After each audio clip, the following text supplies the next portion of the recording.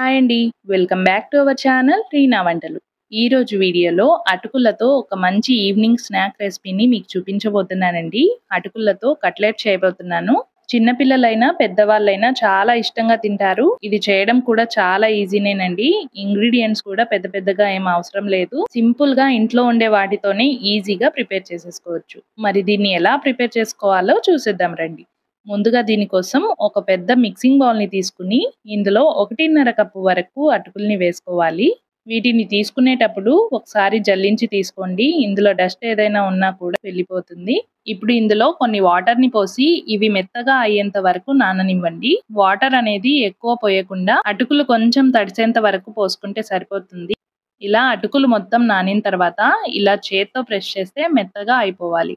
ఈ అటుకుల్ని వీడియోలో చూపించే విధంగా ప్రెస్ చేస్తూ మెత్తగా చేసి పెట్టుకోవాలండి.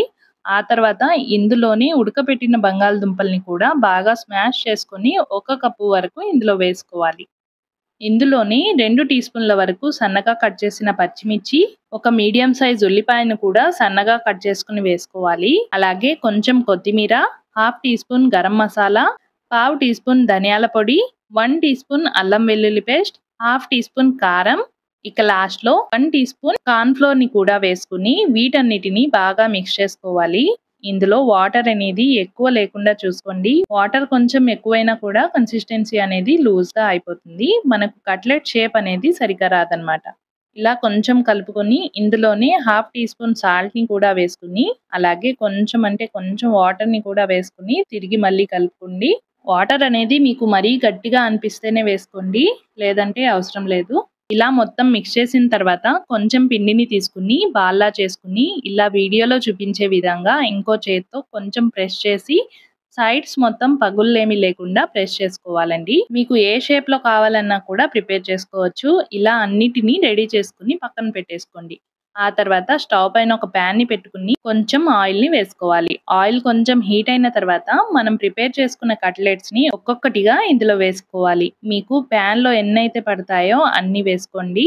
ఇవి ఫ్రై చేసేటప్పుడు మంటని లో ఫ్లేమ్ లో ఉంచి మాత్రమే ఫ్రై చేసుకోవాలండి, లేదంటే మాడిపోతాయి. ఇలా ఒక సైడ్ ఫ్రై అయిన తర్వాత ఇంకొక సైడ్ కి టర్న్ చేసుకోండి. వీటిని ఫ్రై చేసేటప్పుడు డీప్ ఫ్రై కి చేసే అంత ఆయిల్ ని కాకుండా ఇలా కొంచెం ఆయిల్ లోనే అన్నిటిని ఫ్రై చేసుకోండి.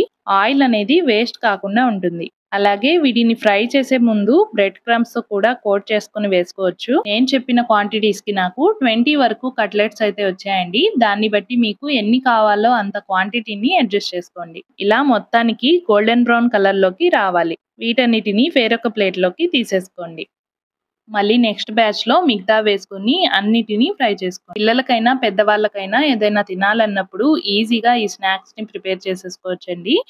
టేస్ట్ అయితే చాలా బాగుంటుంది. అలాగే చాలా క్రిస్పీగా కూడా ఉంటాయి. అంతేనండి, వీటిని వేడి వేడిగా ప్లేట్ లోకి సర్వ్ చేసేసుకోండి. ఈ వీడియో మీకు నచ్చినట్లయితే లైక్ చేసి సబ్స్క్రైబ్ చేసి మీ ఫ్రెండ్స్ కి రిలేటివ్స్ కి షేర్ చేయండి. మరిన్ని ఇలాంటి సింపుల్ అండ్ టేస్టీ రెసిపీస్ కోసం రీనా వంటలు ఛానల్ ని ఫాలో అవ్వండి. Thank you for watching Reena వంటలు.